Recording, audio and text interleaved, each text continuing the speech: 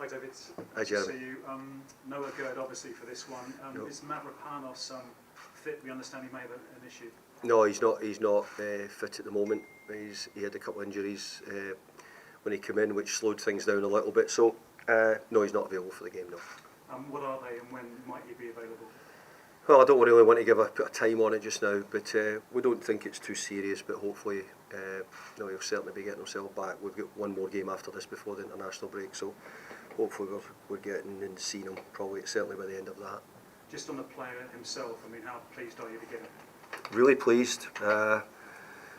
We were looking to add in that area. You know, we had a couple of problems last season, especially at the start of the season. We played, I think, the first 4 or 5 games without any recognised centre halves just about. So, you know, we needed extra cover, and we've got it. And we start in Europe next week when we come back after the break. So we're going to need all our players fit and available to deal with Europe and the Premier League. And Kerr missed last weekend. Is he okay for Brighton? Yeah, Taylor Kerr had a bad neck. He's back trained this week, so he's back and available to play. Yeah. David, last night Mohamed Kudus scored a hat-trick for Ajax and afterwards suggested that could be his last game and that he might well be coming here. West Ham fans are excited. What more can you say? How confident are you about this deal? Well, you probably know the answer. He's not our player, so I'm not going to talk about another player at another club while they're not our player. So I've not got much to say, but I did notice that he scored a hat-trick last night. Yeah. A week though left on the window. How important to get a couple more in, and particularly a striker with Scamacca gone, of course. Well, you're telling me what I need to do now. You're telling me that's the position I need. So, look, we'll look and we'll see what we can get. We're working really hard and been really supportive to try and add to the squad we have. We're hoping that we can bring different players in. But look, there's just no guarantee. But I said I do believe that I think I said last week, I do believe by the end of the window we'll have added a couple of players to it. I still believe that. And let's see. Just on players who might be leaving, we're hearing a number of clubs are interested in Ben Johnson. He's into the final year of his contract.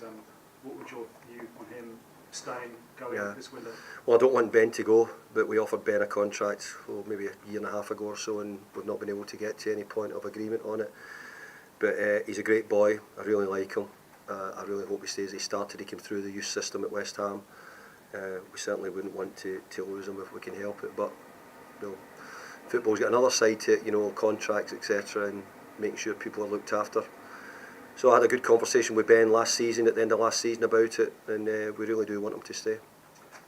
What a game this weekend. Brighton have been flying, but you're on the high after Chelsea. How bullish are you going there? Well, we're playing a team who we've found it really difficult to beat over recent seasons. It's been a bit of our bugbear that we've not been able to beat them. No, we go there in good spirits, but why would they? They've beaten the other 2 teams by 4 goals in each game just about. So they're in really good form, and you know, we're going to have to play extremely well to get a result. But first for everything, isn't there? So let's hope this is the one. Yeah, what is it about Brighton? You've had some tough trips over the last 2 years. West Ham haven't beaten them yet in the Premier League. I mean, are they a bogey team for you? I'm not going to say that word. But let's be fair. You know, we've not. You've said it. We've not won against them. So at the moment, they're difficult opponents. That's what I would say about them. And I think they're as difficult now as they've ever been. They're showing that by their league position and how they're performing. But you know, I'm quite looking forward to it. Actually, quite looking forward to it. We've got a great chance. We can do. We've had a really good start to the season. Gives us flexibility to try and be different if we want to change things. Have a go at finding a way of trying to beat Brighton, and we'll try and do that. And some parts of last Sunday were so good. James Ward-Prowse with 2 assists. Great finish by Mick Antonio. And that must have been so pleasing to see so early in the season. It was great. I thought Mickey took his goal really, really well, and you know, in that form, he's a threat against MD. And also, I've got to say, James made a brilliant debut. You know, he came in, and it's a bit what I've been saying for a while. Sometimes getting boys who are ready for the Premier League, know what they can do, know what the league's around, makes a big difference. You've not got the concern about people settling in and getting ready to play. So let's hope James can put in a performance very similar this week as well. Couple from PLP. Maybe a follow-up then, David, on that huge boost that the Chelsea win provided you, having to hang on for a period with 10 men, the goals, the James's debut must have given the group a massive lift. It was an unbelievable result. To play Chelsea with 11 men for 90 minutes is really, really difficult. To play them for, I don't know what, 60 minutes we played them with 11 men, and 40 it felt like with 10, and to get a result, it was incredible. It really was. Great result for us at the time we're at, and you know, a lot of people not think that we're particularly ready at the moment. You know, we've had two really good opening results this season. We really have done. But you always want a little bit longer available to you to do business with the end of the month closing in. Is it, Phil, get this weekend out the way and then you can spend a little bit of time with those behind the scenes to try and get the business you want done between now and the end of the window? Well, unfortunately we've got a game on the Friday as well, which is transfer deadline day as well, which hasn't helped us greatly, but hopefully we've got work all done. We've got a new German technical director. Will probably not be used to it the way we do our business here in the UK, where it's last minute and signings getting done at 11 o'clock at night, etc, etc. So, but that's the way it happens sometimes here. We had a real reasons. You know, we had a late start back. We had a great finish at the end of last season, which meant late. So it sort of knocked everything we were planning to do back quite a little bit. So ideally we'd have had it done a bit earlier. But nevertheless, we have to go and try and get one or two more players in if we can before the window closes. Focusing on Brighton, Caicedo and McAllister gone, but Brighton's a football club. Roberto De Zerbi is a manager. They continue to find ways to evolve, to progress, don't they? They've done brilliant. Their model's very good. Might not be for everybody, but I've got to say that, you know, their sales are incredible.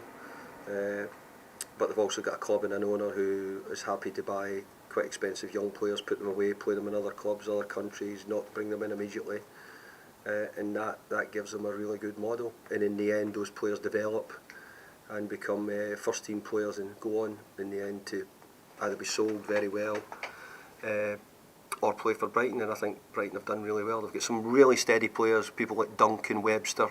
You talk a lot about Caicedo and all the ones, but I think you miss the point sometime that Webster, I should say, have been incredible. Gross, Marsh have been incredible steady players for Brighton, and if you look at their consistency for them, they really are top players. Funny for me, I guess Brighton yourselves have to find ways after the next international break to do the Thursday, Sunday, the games, 3 games a week regularly now. Yeah, and that might be something which Brighton find different. You know, it's not just the Thursday, Sunday. It's the travel. It's the commitment. It's, you know, it's a great opportunity. You want to be in Europe. All clubs want to do. You don't want to give it up. So how do you do that? You always want to try and play the best teams you can to give you a chance. But then you've got to come back with very little time to prepare for the game on the Sunday. So yeah, it's difficult.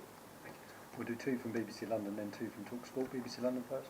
Sure. David, with these good results that you mentioned, what is the mentality of players like at this point in the season? Would you say the new signings have maybe strengthened their confidence a bit? I agree. I think the 2 new signings have given us a huge lift within the camp. I think they've also added lots of different qualities. I mean, we can't judge them yet. You're only talking about training, or you maybe talking about, certainly for Edson, you're talking about 20 minutes maybe, and you're talking about the best part of 70-80 minutes for Ward-Prowse, who we all know.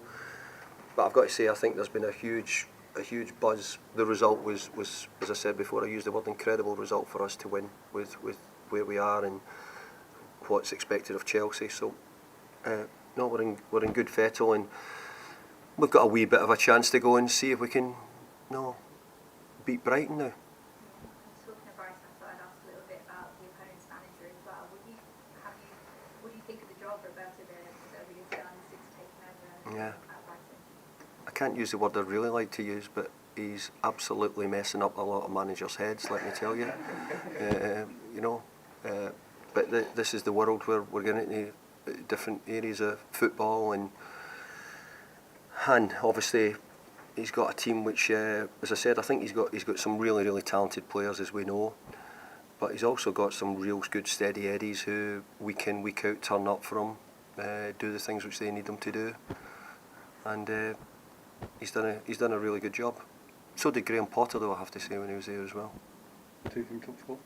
Hi David. Hi there. Well, you spoke about James Ward-Prowse earlier and you compared him to Declan Rice last week. how pleased have you No, I been? don't think I ever compared him to Declan Rice. I don't think I'd said that. You need to ask me to check that, please, if you don't mind. I don't think you would I have don't think compared. I've done that. No, not at all. Well, how pleased have you been by the way he's settled into this side, and how much do you think there is more to his games? People look at his set pieces, but there's so much more to his games, isn't there? There is. I think his professionalism, the type of boy he is, his attitude, commitment to the job. So all the things which I think we've missed since Martin Noble's been away as well. We need someone with those leadership skills as well. But it's never easy to come into any new job, never mind being a football player, to come into a new club and say, yeah, okay, I'm the head honcho here. It just doesn't happen. It doesn't happen if you go into any other business. You have to earn your stripes and earn your way up. So James will have to work hard here to establish himself and show how good he is. But I thought he got off to a brilliant start last week. I thought he played really, really well. And let's be fair, some of the reasons we brought him for what he gives you with his set piece delivery, and he didn't disappoint last week. You were saying last week as well that you think there's going to be more red cards this season in the league. Yeah. Obviously, it's another talking point this week. We're considering the Arsenal game as well. Do you feel like we're in danger of losing the emotion and those edgy moments, those tackles that fans really love in games? Well, I don't think the referees have picked up on tackling necessarily this year, but because somebody's getting a silly booking for silly things which we've decided to adopt, it means that if you get your tackle slightly wrong and it's a yellow card, then you find yourself sent off. So I don't think we've got a problem in this league with really, really bad tackles. I think the days of that have gone. I'm not saying that there isn't bad tackles, of course there is, but not as many as there used to be in the past. I think we're just looking a wee bit and saying everybody's getting picked up for the smallest thing for a yellow card, and I'm a bit worried where that goes. I think it's going to lead to more red cards in the game.